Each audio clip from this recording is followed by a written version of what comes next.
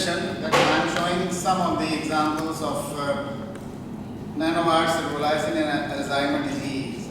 You have just seen how cerebrolysin can help Parkinsonism in animal models, and I will show you some examples in animal model of Alzheimer disease.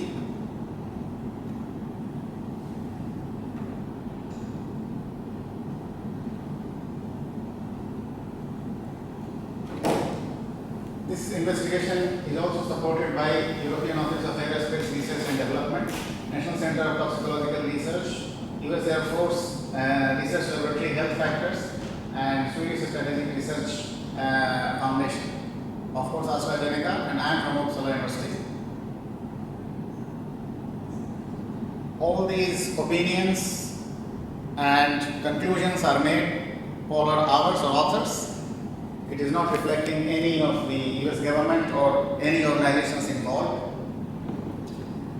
As you know that Alzheimer was discovered long ago in 1902 by Alzheimer patient. This is a lady. And after that, a lot of research is going on.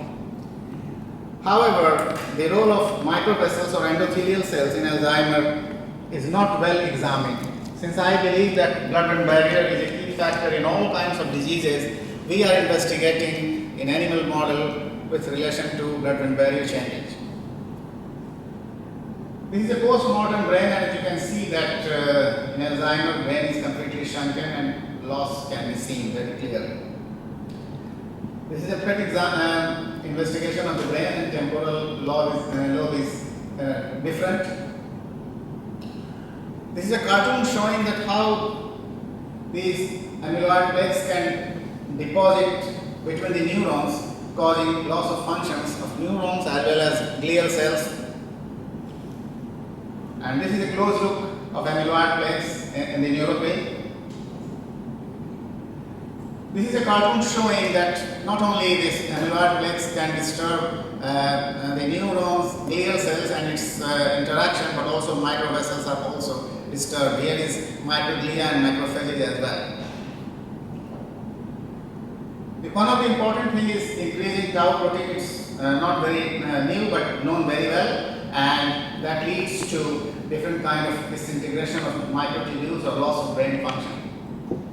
So it's a complex, and then one can try to attack in different way to have some kind of treatment that is so far still elusive.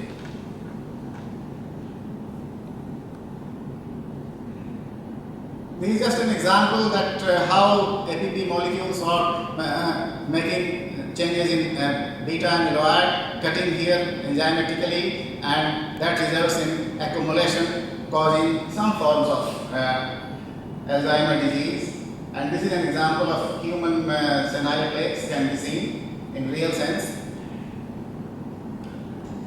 I showed you before that we believe that microvessels are playing an important role. There are two theories.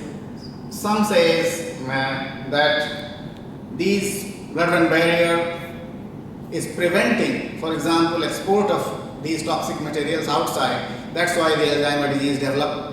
But we also feel that on the other way around is also true, that the blood vessels are leaky and many toxic substances are coming inside and accumulating in the neuropil, causing the disease. However, we have to study both carefully.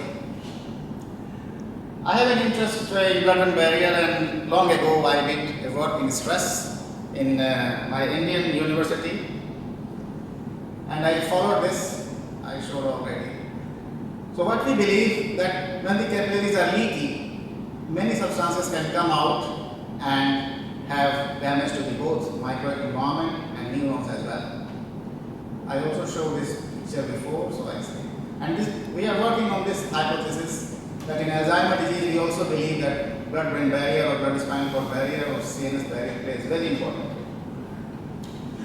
Regarding amino acid, there are certain reports previously suggest that in Alzheimer disease the function of amino acids are altered. And in this case, you see glycine, glutamine, at the synaptic level they are altered. This is reported by Walton and Dodd in 2007. There are certain post-mortem studies in human, and they can say that there are changes in amino acid metabolism in different areas of the brain, but some of these studies show inconclusive results. This is an example. The point is that widespread significant reduction in cortical GABA concentration were observed in the Alzheimer's brain, whereas overall values for glutamate concentration in temporal and frontal cortices showed a significant 12% reduction in Alzheimer's brain. So both glutamate and GABA are used in the post-mortem brain, but there are not so many studies in this area, so we can't have anything to do. You can't read this slide anyway, but I wanted to show that glutamate, even aspartate, there are many observations. Some say increase, some say decrease, some say no change. So the area is still controversial. As I told you, that cerebrolysin is a mixture of different kinds of neurotrophic factors and active peptide fragments. Therefore, it is possible that it can have the property that can rescue neurons or neuroprotection.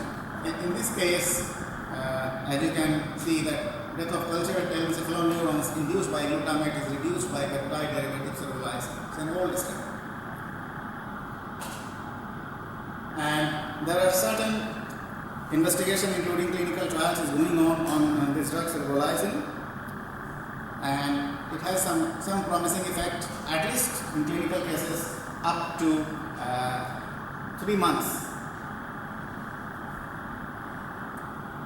Regarding the drug, it is multimodal, have neuronal survival, neuroprotection, neuroplasticity, and neurogenesis. So we first tested in some animal models of traumatic brain injury or different kinds of trauma, and we feel that this drug is quite neuroprotective. Then we started working with US Air Force Research Laboratory, and they wanted to know both the things. Nanomaterials can damage the brain by itself, that's number one. And by the time people are using nano delivery of drugs using different kinds of nanomaterials. So how this paradox effect, nanomaterial delivery of the drug is neuroprotective and nanomaterial by itself can cause neurotoxicity. So the point is that we are studying both aspects. Which kind of nanomaterials can be used for nano delivery, which can be toxic, but unfortunately so far in vivo experiments of neurotoxicity of nanomaterials is still not being done regularly. So we asked the question that why we use nanomedicine. We have evidences that it enhances drug effects than normal compound. It may have long-lasting effects, rapid penetration into the CNS, less degradability because the degradation is less because probably the drug is bound to nanomaterials and therefore the drug is not catabolized easily. And widespread distribution because, for example, some nanomaterials can make connection between neurons, and so this connection can be either electric or having other kind of functions not clearly known, may have widespread distribution. And probably less neurotoxic, we don't know.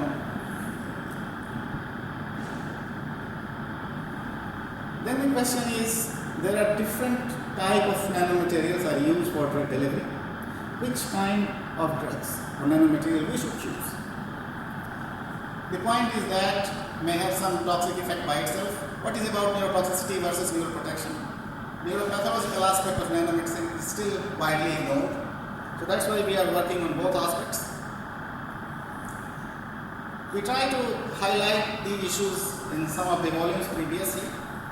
Nanoneuropharmacology or nanoneurotoxicity. So we can understand where is it come. Then I met Dr. Ryan Tian. He is working in University of Arkansas Fayetteville. He has a US patent on nanowires of different kinds. We are using at the moment titanium nanowires because in our hands and also in literature, this is the least innocuous in the central nervous system. So, and this is Dr. Ryan. So they are working for this titanium nanowire labeling drugs. Another evidence comes that nowadays we are aware of stem cells. Stem cells can be cured for everything. But there is an International Association of Neuro-Rheumatology, its head office is in Beijing, and there are lots of work on stem cells is going on, but it doesn't mean that it can treat everything. There are also limitations. So some studies show that if these stem cells were developed on nanowires, they are long lasting, they are working for a long time without having any cell death or something, so they can be better. This is, for example, that they grow faster and even the cell death is much less for longer time. So these are one of the examples of titanium nanowire that Dr. Ryan Tian is using for nano leveling. There are also different kind of leveling of nanomaterials and nanowires. I am not going in details. So we did some experiments with cerebrolysin leveled with nanowire and presented some observation in National Innovation Summit in the United States in 2013 in neuropathic pain. And we are greatly surprised that the organizers of that symposium, National Innovation, found that our technology is top 20% for the developing of any kind of drug or treatment therapy. And then there were some also spotlight discussion about this nanowire. So we are encouraged that probably we are going in right direction. So we try to expand up these studies. So we have this nanowire like scaffold, and the cerebrolysin is loaded. There are two different ways of leveling. Either they are nanospheres, but here I am talking only about nanowires leveling. And then just to test our methods, we are using amyloid beta peptide infusion that is well known. I think several years ago, you infuse daily in cerebrospinal fluid and wait for 4 weeks or something like that, and some Alzheimer condition can develop in animal models. The other way is knockout mice. So we try both. So here is cerebrolysin protects amyloid beta peptide deposition in the cortex. This is the normal case, and these are the knockout mice here. The level is increased, and we use cerebrolysin normal. But when we have used nanowire cerebrolysin, it is almost near normal. We don't know how it is happening, but these are the observations. Then we test our hypothesis using tau protein, and we measure biochemically. You can see here the most effective is nanowire cerebrolysin. And these are some examples of amyloid deposits here after AVP infusion. And this is nanowire cerebrolysin, and this is cerebrolysin alone. When we say that we believe that breakdown of the barrier is the key factor, there is another way of examining blood-brain barrier leakage using endogenous immunostaining for albumin. Because if there is a leakage, endogenous albumin will go into the brain, and we can study immunohistochemistry using this technique. You can see here that there are lots of albumin positive cells, maybe around the microvessels or maybe around neurons, but they are much less here, whereas cerebrolysin, they are a little more than this.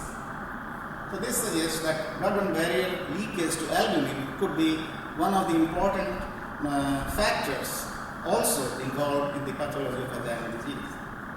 Here, the same thing with GFAP activation, and you can see that the least irritation of astrocytes can be seen here after nanowire cerebrolysin. So as some neuronal cells, neural populations are healthier than this one, and even as compared to cerebrolysin alone. I mentioned last time that we are always limited to normal healthy animals for drug development. Are we right? Probably not. So then we undertook some studies that we made animals like to normal human conditions like hypertension or diabetes and infused the same amount of amyloid beta peptide and try to see is there any difference. Here you can see saline infusion. This is blood-brain barrier leakage to Evans fluid, radioiodine, damage to neurons, and astrocyte activation. These are rough counts. 20 microgram for 4 weeks, increased leakage, neuronal injury, and even astrocytic activation. When we have given in diabetic animals made before by astroglitazone and did the same treatment, you can see that all situations were much more exacerbated. And also this is dose related, 10 microgram has less effect. Diabetes alone is lesser but significantly increased than the control. So this suggests that in disease conditions probably the same factors are exacerbating brain pathology. Here when we have given cerebrolysin, normal cerebrolysin 5 ml per kilogram intravenously, they were definitely better than normal control groups, but nanowire cerebrolysin is very near to the normal level I showed you. The point is that why and how? I do not have any answer at the moment, but what we believe that when we have given nanowire cerebrolysin, probably it is distributed widely in the brain. We have blood-brain leakage anyway, and then it can stay there for a longer period because of this nanowire binding. And I have some data I am not showing here. Nanowire alone do not affect these changes. Neither they increase pathology nor they reduce pathology. And this is an example in diabetic group. Here you can see after ADP infusion, and these are things. You can see nanowire cerebrolysin has reduced cellular damage, less GFP activation, and less albumin positive cells can be seen here. What about brain edema then? Because the protein leaks, we have edema formation in the brain. And this is an example in cortical brain edema because there are different regions, different ratio of water content. ADP infusion, and these are when the animals are made hypertensive by clipping one kidney, they have clinical renal disease. You can see that this increase is much more higher in hypertensive group, and when we have given nanowire cerebrolysin, even in hypertensive group, this is much better than the cerebrolysin alone. Here I told you that we are comparing different modes of delivery. So here is nanowire delivery, and here we have used PLGA level cerebrolysin. Of course both were effective, but one can see that the nanowire cerebrolysin is much more effective than the PLGA level. We do not know the difference, but this is the results. The same thing is happening in neuronal injury. In hypertensive group, there is much more neuronal damage, much more albumin cells in the cortex, and nanowire cerebrolysin is better than PLGA level cerebrolysin. Regional changes in the blood-brain barrier after these groups, there are cerebral cortex, hippocampus, and cerebellum.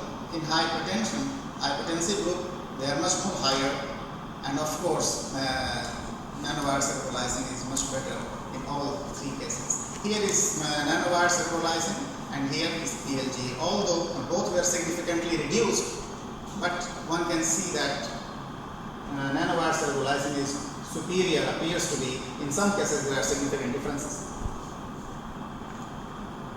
And here is in hypertensive group, ADP infusion, immunoreactive, and here is nanowire cerebrolysin, titanium nanowire, and here is PLGA level cerebrolysin. Both were significantly working better, but there could be certain differences between different modes of delivery of the same drug. Regarding amino acid, just to make simple, I have used percentage changes, and as I told you that glutamate is increased and aspartate is increased, whereas glycine and GABA levels are decreased from the control. These are percentage values of decrease. And when we have nanowire delivery of cerebrolysin, they were significantly reduced. Means the increase in excitatory amino acids are reduced, and decrease in inhibitory amino acids are also reduced in cortex, hippocampus, cerebellum, and thalamus. In certain areas there were some differences. Cerebrolysin alone is also significantly doing better, but much less than nanowire cerebrolysin here. Then we are working in combination of cerebrolysin with other factors. This is Dr. Andrew Sherry's Nobel laureate of Physiology and Medicine in 1977.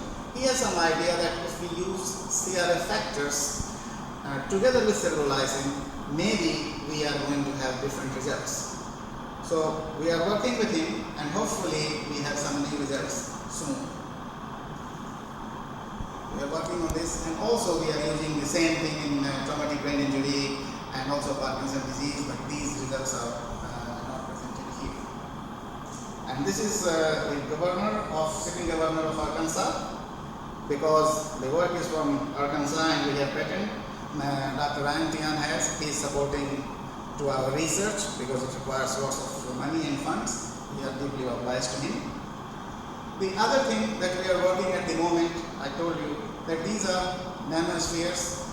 Dr. Asia is working, so we can also put cerebrolysin inside and then see the release. These are preliminary investigations after 3 hours. There is a gradual increase in cerebrolysin level in the brain here. And this is the PLGA level cerebrolysin. And you can see here that over the time course of 1400 minutes, it is clearly above than the free diffuse cerebrolysin. So the technique is working very well in our hand. The other question is how long we can have this cerebrolysin bind with PLGA, actually in this case PLGA, stable in blood. And our colleague Dr. Tosi from University of Modena, he provided us this data, and we can say here that milligram of drug per 100 milligram of nanoparticles at 4 degree and 25 degree, quite stable even 150 days. So the point is that when this is labeled either with PLGA or nanomaterials, I am not showing nanowire, they are very stable and capable of being released over the time period for longer duration. And then we also wanted to study this. Sir Harry Proto is also Nobel Prize winner in chemistry, working in Florida, and he has some idea. We are working on this, that how it can be possible, but we do not have any more advanced. And these are some of our applications on cerebrolysin.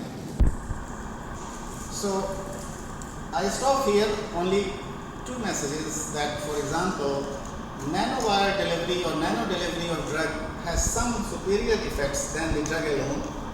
We have used a model of Alzheimer by only amyloid beta peptide infusion and very brief results on knockout mice, and we can say that there is distinct leakage of blood-brain barrier by albumin positive cells, and these drugs that are going to benefit reduce this blood-brain barrier breakdown and therefore reducing edema formation and cell injury.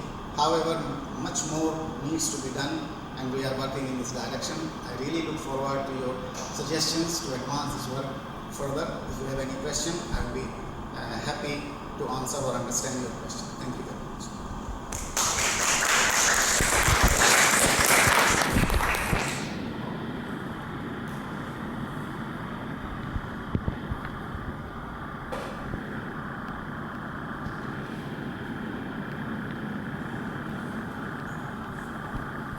Any questions or comments or suggestions?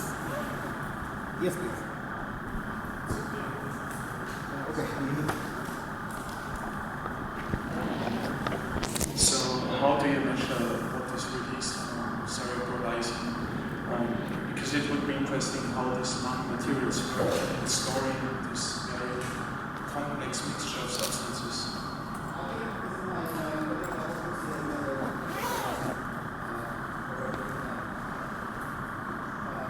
Dr. Tosi from University of Modena has measured release of cerebrolysin over the time period during the standard day. Collaboration, so I am not in great detail. And Asia in University of Arkansas will see measured release from nanospheres. So I guess they have measured cerebrolysin over the time. And so it only shows that the formulation is stable and it releases cerebrolysin. And that is different than cerebrolysin. But only I can say it's technical. This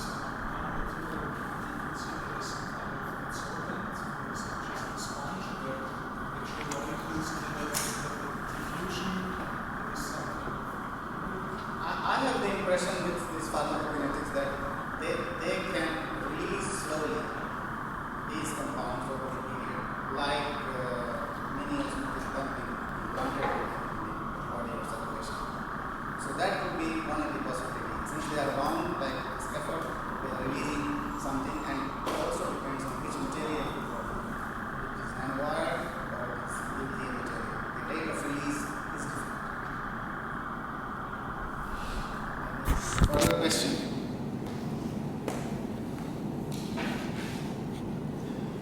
If not, then I am really grateful that you were present, listening our talk on the last day and last time. So if there are no further questions, the session is closed. Thank you very much for your participation. Goodbye.